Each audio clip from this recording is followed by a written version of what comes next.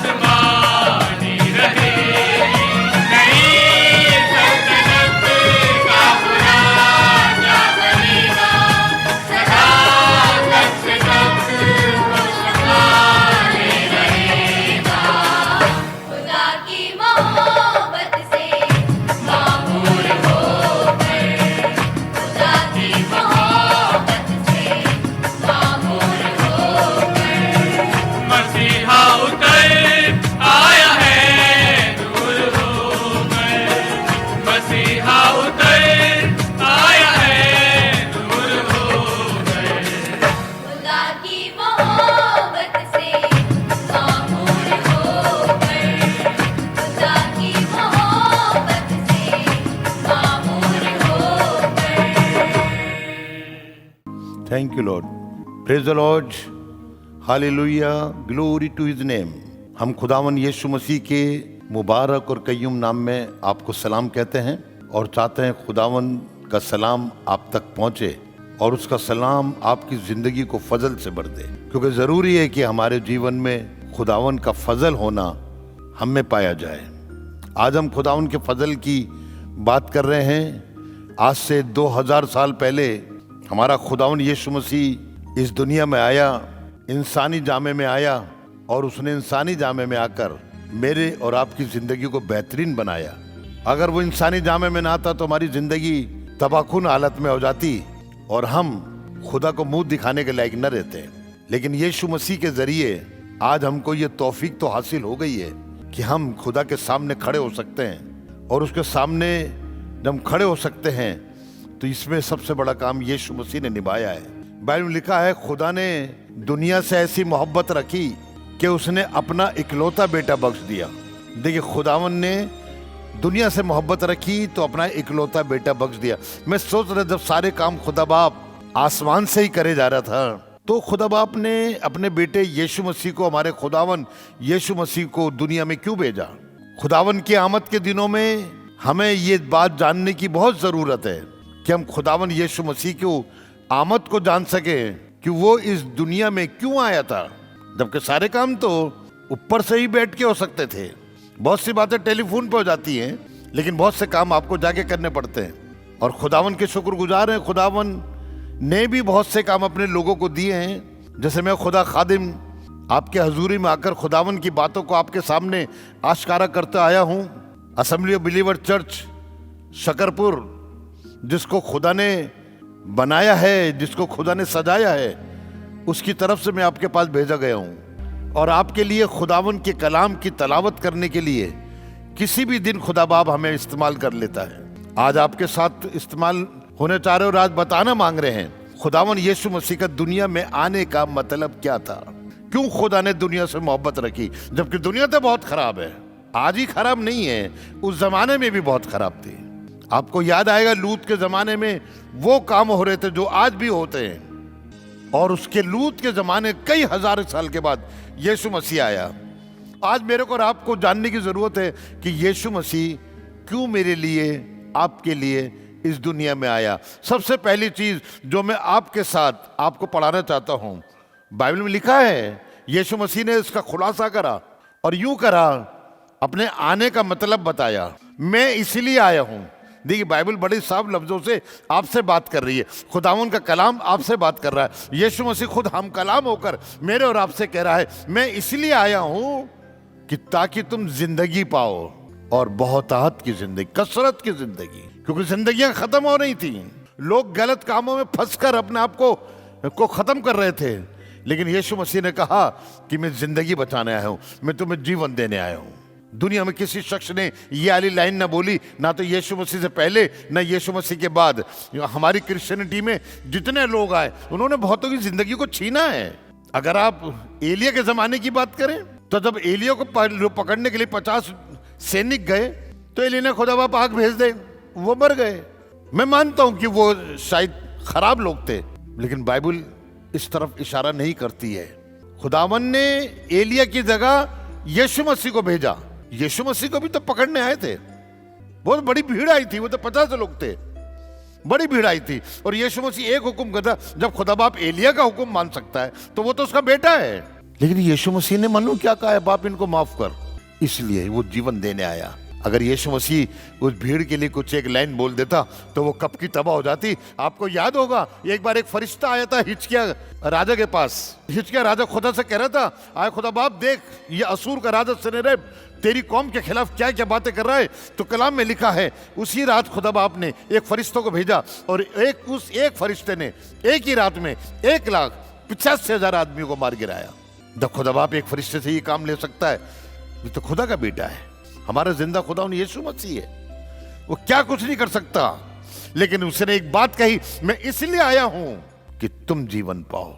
तुम में कौन जो बहुत गुनहगार हैं, तुम में कौन जो अंधेरे में तारीकी में बैठे हुए हैं, तुम में कौन जो गलत काम करते हैं, जो गंदे काम करते हैं।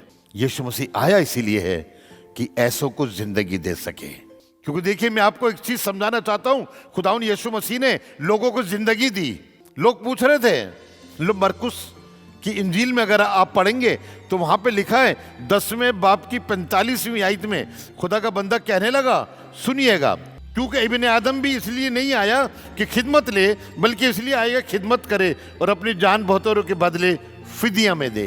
खुदावंद ने दूसरों की जान को बचाने के लिए अपनी जान का नुकसान उठाया है।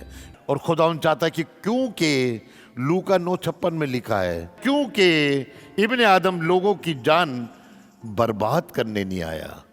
यही नहीं कि वो अच्छे वाले जो खराब होते हैं उनके लिए भी खुदा बाप कहता है, क्योंकि मैं लोगों की जान बर्बाद करने नहीं आया हूं, उनकी जान को आबाद करने आया हूं। आपको पता है, खुदा बाप ने उम्र ठहरा दी थी 120 साल। हालांकि जब आप जो पैदाइश की किताब पढ़ते हैं तो वहां पे 9000 से ऊपर, 900 साल से ऊपर उनकी उम्र होती थी। लेकिन इंसान की उम्र सिमट गई। नूह के ज़माने में खुदा बाप ने कहा, मैं इंसान की उम्र 120 साल मुकर्रर कर देता हूँ। अब आप बताइए, आपने अपनी ज़िंदगी में जितने साल आपके निकल गए हैं, कभी कुछ लोगों को शायद देखा हो 120 साल, क्योंकि वो सब गुनाह में मर रहे थे, उनकी ज़िंदगी बर्बाद हो रही थी। और यीशु मसीह ने ये लफ्ज़ कहकर मेरे को आपको ये तस्कीन बख्शी है कि मैं तुम्हें बर्बाद करने नहीं आया हूँ। दुनिया में बहुत से लोग बर्बाद करने आए। मूसा ने लाखों लोगों को बहरे कुलजुम से निकाला, लाखों लोगों की फरियाद खुदा बाप तक पहुंचाई, लाखों लोगों के लिए उसने खुदा बाप से इमदाद मांगी और खुदा ने करा। लेकिन मूसा जान बचाने वाला नहीं था, जान तो खुदा बाप बचा रहा था। और जब किसी को बचाने का मौका आया तो आपको याद होगा, मूसा को दुख पहुंचा, उसने खुदा बाप से कहा, और खुदा बाप से कहा, आज कोई ऐसा खास काम हो जो आज से पहले दुनिया में नहीं हुआ। तो दातान, कोरा और अबेराम और उसके साथ के 250 लोग जमीन में गर्क हो गए। जमीन ने अपना मुंह खोल दिया और वो तबाह हो गए। वजह, उन्होंने मूसा का हुक्म नहीं माना, उन्होंने मूसा के खिलाफ बातें बोली। और यहां यीशु मसीह को लीजिए, यीशु मसीह के लिए लोगों ने क्या क्या नहीं कहा। एक बार तो यहां तक कह दिया था, ये बाल जबूल की मदद से बदुएं निकालता है, तब भी यीशु मसीह को दुख नहीं हुआ। यीशु मसीह ने कहा, अगर मैं शैतान की मदद से निकाल, तुम्हारे बच्चे किसकी मदद से निकालते हैं।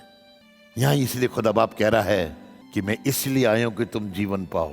खुदा बाप आपको हमेशा की जिंदगी देना चाहता है। तभी तो कहा, खुदा ने दुनिया से ऐसी मोहब्बत रखी कि उसने अपना इकलौता बेटा बख्श दिया, ताकि जो कोई उस पर ईमान लाएगा वो हलाक नहीं होगा, बल्कि हमेशा की जिंदगी पाएगा। अगर आप अपने में हमेशा की जिंदगी पाना चाहते हैं, यहाँ पर आपकी जितनी उम्र है उसके बाद असली जिंदगी तो वहाँ पे शुरू होगी, और वहाँ पे हम हमेशा यीशु मसीह के साथ रहेंगे। ये तब होगा जब हम यीशु मसीह को एक्सेप्ट करेंगे। बाइबल में लिखा है कि खुदावंद यीशु मसीह इसीलिए आया कि हम बचाए जाएंगे, तभी तो ये खुदा के सामने खड़े होंगे। तभी तो यीशु मसीह वहां दरवाजे पे खड़े होके कहेगा, आए मेरे बाप के मुबारक लोगों, जो बादशाह तुम्हारे लिए बनाए आलम से पेशतर बनाई गई, तुम उसमें दाखिल हो जाओ। और लोग दाखिल होंगे क्योंकि यीशु मसीह उनको बचाएगा, यीशु मसीह उनको बादशाह में लेके जाएगा। पहला कारण था, मैं इसलिए आया हूं कि ताकि तुम जीवन पाओ। दूसरी चीज जो है वो थी यूहन्ना रसूल की इंजील, उसका पहला बाब और उसकी 18वीं आयत को मैं आपके सामने कुछ इस तरीके से पढ़ देता हूँ। खुदा को किसी ने कभी नहीं देखा, बड़े ध्यान से सुनिएगा। इकलौता पुत्र, हाँ, इकलौता बेटा जो पिता की गोद में है, जो बाप की गोद में है, उसी ने उसे प्रकट किया। उसको, यानी हमारा यीशु मसीह जो हमारा खुदा है, उसने आकर आसमान के खुदा को जाहिर करा, क्योंकि यीशु मसीह उसकी गोद में है। उसने जाहिर करा कि ये खुदा है।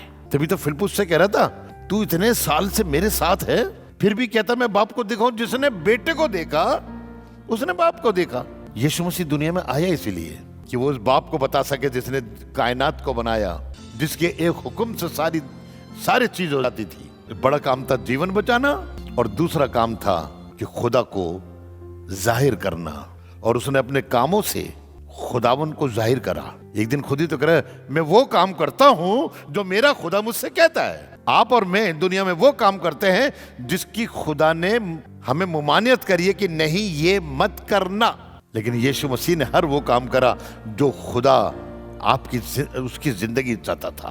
पहला जिंदगी बचाना, दूसरा खुदा को दर्शाना, तीसरी चीज इब्रानियों की किताब है, उसका 4था बाब है और उसकी 15वीं आयत को सुनने में यही आता है कि उसने ये किताब लिखी है। 15वीं आयत में कुछ ऐसा कहने लगा और लिखा है, क्योंकि हमारा ऐसा सरदार काइन नहीं जो हमारा ऐसा महायाजक नहीं, हाँ, जो हमारी निर्बलताओं में, जो हमारी कमजोरियों में हमारे साथ दुखी ना हो सके, वरन हाँ, वो सब बातों में हमारे समान परखा तो गया, हाँ, तो भी निष्पाप निकला। लिखा है, बाइबल में लिखा है, वो हमें परीक्षाओं से, इम्तिहानों से बचाने आया है। वो नहीं चाहता जिस तरह यीशु मसीह निष्कलंक निकला हम भी निष्कलंक निकले, लेकिन बावजूद इसके हम निष्कलंक निकलते नहीं हैं। कहीं ना कहीं कोई ऐब लगा होता है।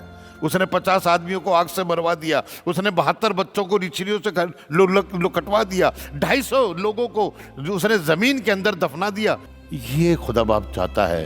ऐसी परीक्षाएं मेरे और आपकी जिंदगी में बहुत आएंगी और यीशु मसीह बता रहा है कि मैं उन्हें परीक्षाओं से बचाने आ रहा हूं। जब शैतान उसकी परीक्षा कर रहा था तो 3 ही तो चीज कही थी, अगर तू कहे इन पत्थर से तो ये रोटी बन सकती, लेकिन वो परीक्षा में बिल्कुल निष्कलंक निकला।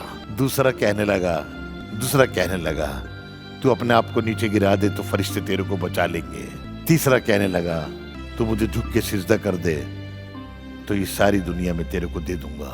जिसकी दुनिया थी वो उसी को दे रहा। बताइए, खुदा बाप उन परीक्षाओं में आजमाया गया लेकिन निष्कलंक निकला, बेऐब निकला। इसलिए खुदा यीशु मसीह आया, मैं और आप भी निष्कलंक निकले ताकि खुदावन की मर्जी हमसे पूरी हो। इसी का दूसरा बाब है इब्रानियों का और उसकी 18वीं आयत में जब हम पढ़ते हैं तो वहां पे ऐसा लिखा है 18वीं आयत में, क्योंकि जिस सूरत में उसने खुद ही आजमाइश की हालत में दुख उठाया तो वो उनकी भी मदद कर सकता है जिसकी आजमाइश होती है। जब खुदावन यीशु मसीह ने आजमाइश में दुख उठाया तो जब वो इंसानी जामे में आया, उसे मालूम था ये बनी इंसान कहीं आजमाइशों में गिर न जाए, तो लेकिन उसने लिखा है, लेकिन उसने वो हमारी आजमाइश में हमारी मदद करता है, ऐसी मदद करता है कि हमारी आजमाइश हो ही ना, हम किसी चीज में गिरफ्त में ना आ जाएं। चौथी चीज जो खुदावन मेरे और आपके लिए आया वो था यूहन्ना रसूल की इंजील, उसका पहला बाब और उसकी 11वीं और 12वीं आयत में लिखा है, वहां लिखा है वो अपने घर में आया। बड़े ध्यान से सुनिएगा, ये सारी दुनिया उसका अपना घर है, वहां तो आसमान उसकी बादशाहत है, ये उसका घर है। वो अपने घर में आया और आगे लिखा है और उसके अपनों ने उसे कबूल नहीं करा। देखिए बड़े अजीब सी बात है, नजात दहिंदा, जानों को बचाने वाला, वो अपनों के बीच में आया लेकिन अपनों ने उसे कबूल नहीं। यहां गलती कर गए वो, लेकिन आगे लिखा है लेकिन जितनों ने उसे कबूल किया, जितनों ने उसको ग्रहण किया, उसने उनको खुदा के फर्जंद बनने का अधिकार दिया, फर्जंद बनने का हक दे दिया। इसके बाद यीशु मसीह क्यों आया था?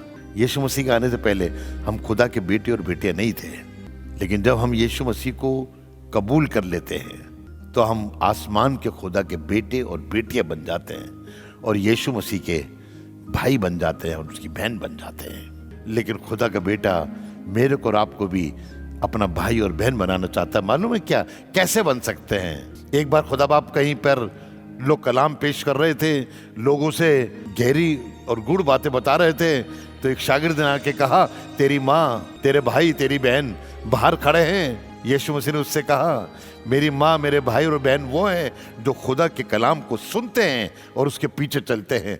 यही खुदा ने कहा, अगर हम खुदा के कलाम को इज्जत देना शुरू करेंगे तो हम यीशु मसीह को इज्जत देते हैं और यीशु मसीह हमको अपना भाई और अपनी बहन बनाता है, क्योंकि वो खुदा का बेटा है। और जब वो खुदा का बेटा है तो हम भी खुदा के बेटे और बेटियां बन जाते हैं। खुदा बाप इसलिए आया कि वो हमें खुदा की संतान बनाए। तीसरी चीज जो खुदा आया और वो था कुलसियों का पहला बाब, उसकी 19वीं और 20वीं आयत पर हम गौर करें। कुलसियों पहला बाब 19वीं और 20वीं आयत पे वहां ऐसा लिखा है, क्योंकि खुदा की खुशनुदी इसी बात में है कि यीशु मसीह में सारी परिपूर्णता वास करे, चाहे वो जमीन की हो चाहे वो आसमान की हो। बाइबल बता रही, अब आपको 5वीं बात तो समझ में आ रही होगी कि खुदा का बेटा दुनिया में इसलिए आया कि हमारा मेल आसमान के खुदा से करा दे। ओल्ड टेस्टामेंट में लिखा है, जो सुलेमान ने हैकल बनाई थी या मूसा ने जो खेमा बनाया था, वहां पे 3 पोर्शन होते थे, एक आंगन, दूसरा पवित्र स्थान, तीसरा महापवित्र स्थान। तीसरे स्थान में कोई नहीं जा सकता था, सिर्फ जो सरदार काहिन चुना जाता था वो साल में एक बार वहां जाता था, साल में एक बार, और खुदा अपने लोगों के गुनाहों को माफ कराने की दुआएं करता था और खुदा सुनता था। लेकिन अब साल में एक बार नहीं है, अब तो हम कभी भी खुदा के पास जा सकते हैं, कभी भी खुदा से फरियाद कर सकते हैं, और खुदावन यीशु मसीह के जरिए से हमारे हर गुनाह, हर तकलीफ को दूर करता है। क्योंकि यीशु मसीह ने कहा, जो कुछ तुम मेरे नाम से बाप से मांगोगे। अब यीशु मसीह को फरियाद करने की जरूरत नहीं है, अब पादरी को फरियाद करने की जरूरत नहीं है, अब तो आपको खुद खुदा से फरियाद करने की जरूरत है। क्योंकि यीशु मसीह आज से 2000 साल पहले दुनिया में इसलिए आया कि आपका मेल खुदा से करा दे। जब आपका मेल खुदा से हो जाएगा, तब खुदा खुद आपसे बात करने लगेगा और आप खुद खुदा से बात करने लगेंगे। खुदा से मेल करिए। इस साल जब आप खुदावन की आमद को देख रहे हैं, नजरअंदाज मत करिए, रस्मी तौर पे मत बनाइए। आप स्टार लगाते हैं, आई एम सो हैप्पी, अच्छी बातें लगाइए। आप घर को सजाते हैं, बहुत अच्छी बात है, आप घर को सजाइए। आप और देगर चीजें बनवाते हैं, अच्छी बात है, लेकिन यीशु मसीह का घर कौन है ये तो पहले आप जान लीजिए। यीशु मसीह घर आप है। उसने कहा, मैं तेरे दिल के दरवाजे पे खड़ा होकर खटखटाता हूं। आप इसको सजाइए ताकि इसकी सजावट आसमान के खुदा को अच्छी लगे और वो आपको बरकत दे। इस आमद में जब आप मना रहे हैं तो खुदावन की इस बात को गौर तलब करिए ताकि आपकी जिंदगी बर्बाद ना हो। देखिएगा, कलाम में एक चीज मुझे बहुत अच्छी लगी, खुदावन यीशु मसीह के लिए लिखा गया है इब्रानियों के 2 बाब की 15वीं आयत में, जहां पे यीशु मसीह की बात का खुलासा करा गया। जितने मृत्यु की भय के मारे, बड़े ध्यान सुनिएगा, और जितने मृत्यु की भय के मारे जीवन भर दास्तव में फंसे थे, हाँ, उन्हें छुड़ा ले। उन्हें क्या कर ले? छुड़ा ले। अब समझ में आ रहा है ना आपको? खुदा बाप, जो हम गुलामी में बंधे हुए थे, जो हम दास्तव में बंधे हुए थे, खुदा का बेटा दुनिया में इसलिए आया ताकि उनसे उनको छुड़ा ले। आप खुद नहीं छूट रहे हैं, आपके पापा नहीं छुड़ा पा रहे, आपकी मम्मी नहीं छुड़ा पा रही। आसमान का खुदा यीशु मसीह इसलिए दुनिया में आया कि आपको छुड़ा ले। आपको मालूम है क्या लिखा है? अगर आपने पढ़ा होगा इशाया नबी किताब के 9वें बाब में, जो तारीकी के साए में बैठे थे, बड़े ध्यान से पढ़िएगा, वहां लिखा है जो लोग तारीकी में चलते थे। आज भी बहुत से लोग तारीकी में चल रहे हैं, कहते तो हैं कि हम रोशनी में चल रहे हैं, लेकिन अंधेरे में वो काम कर रहे हैं जो शैतान करता अंधेरे में। जो तारीकी में चलते थे उन्होंने बड़ी रोशनी देखी, और वो रोशनी कौन है? यीशु मसीह। दुनिया की ज्योति कौन है? यीशु मसीह। क्योंकि यीशु मसीह ने खुद का जगत की ज्योति मैं हूं। और आगे लिखा है, और जो मौत के साये के मुल्क में रहते थे उन पर नूर चमका। ये नूर कौन है? दुनिया का नूर मैं हूं, दुनिया का नूर मैं हूं। यीशु मसीह ने बात मेरे और आपको बताई है। हम खुदावन के लोग हैं, हम खुदावन की बातों को समझें, हम खुदा के नाम को जानें कि वो दुनिया में क्यों आया। सिर्फ इसलिए आया कि जो मौत की साए में बैठे थे उन पर रोशनी चमके। इसके माने यीशु मसीह के अलावा किसी के पास रोशनी नहीं थी, और यीशु मसीह ने अपनी रोशनी मेरे और आपको चमकाई है। और खुदा चाहता है कि मेरे लोग खुदा मेरे बेटे की रोशनी में चलें ताकि उनकी जिंदगी तबाहकुन में न रहे। अगर आप चाहते हैं कि आप छुड़ाए जाएं तो आपको यीशु मसीह को अपनाना पड़ेगा, उसे कबूल करना पड़ेगा। जो कोई उस पर ईमान लाएगा वो छुड़ाया जाएगा, जो कोई उस पर ईमान लाएगा वो जीवन पाएगा, जो कोई उस पर ईमान लाएगा वो खुदा का बेटा कहलाएगा, और जो कोई उस पर ईमान लाएगा वो यीशु मसीह के जरिए खुदा को देखेगा। यही तमन्ना है, यही तो हम सबकी तमन्ना है कि हम खुदा को देख पाए। और बाइबल में इस बात को यीशु मसीह ने साफ लफ्जों में लिखा था, मुबारक हैं जो पाक दिल हैं। याद आ गया ना आपको कि वो खुदा को देखेंगे। और ये भी बाइबल बताती है कि हम खुदा को देखने के लिए यीशु मसीह हमारे मीडिएटर बना। जल्दी से एक बात और बता के आपके साथ इस बात को खत्म करना चाहता हूं कि आप आमद की खुशी को किस तरीके से मना रहे हैं। 1 कुरिन्थियों 10वां बाब और उसकी 16वीं आयत को जब आप पढ़ेंगे, धन्यवाद का कटोरा जिस पर हम धन्यवाद करते हैं, क्या मसीह के लहू की सहभागिता नहीं? बड़े ध्यान से सुनिएगा, यीशु मसीह मेरे और आपके साथ सहभागिता रखना चाहता है। तभी तो उसने कहा था कि ये धन्यवाद का कटोरा जब उसने हमें दिया, लाइनों में लिखा है कि जब हम उसका जिस्म को अपने में लेते हैं तो उसके साथ हमारे साथ उसकी शराकत होती है, और जब हम उसके खून को अपने जिस्म में लेते हैं तब भी वो हमारे साथ शिरकत करता है। यीशु मसीह इसीलिए आया कि हमारी सहभागिता आसमान के खुदा के साथ बनी रहे। खुदा को तो हर कोई प्यार करता था। आज भी इस्राएल में बहुत से ऐसे लोग हैं जो यीशु मसीह के मुंतजर हैं और कहेंगे ईसा आएगा, दोबारा आएंगे। और मैं आपको बताना चाहता हूँ, वो आएंगे बाद में, आज भी वो हमारे साथ सहभागिता रखता है, वो हमारे साथ शिरकत करता है। इसलिए हम अपने आप को खुदा की हजूरी में रखें ताकि खुदावन हमारी ज़िंदगी से बुलंद और बाला हो और वो काम करें जो खुदा को अच्छे लगते हैं। देखिए यूहन्ना रसूल की इंजील उसका 20वां बाब और उसकी 21वीं आयत में कुछ ऐसा लिखा है।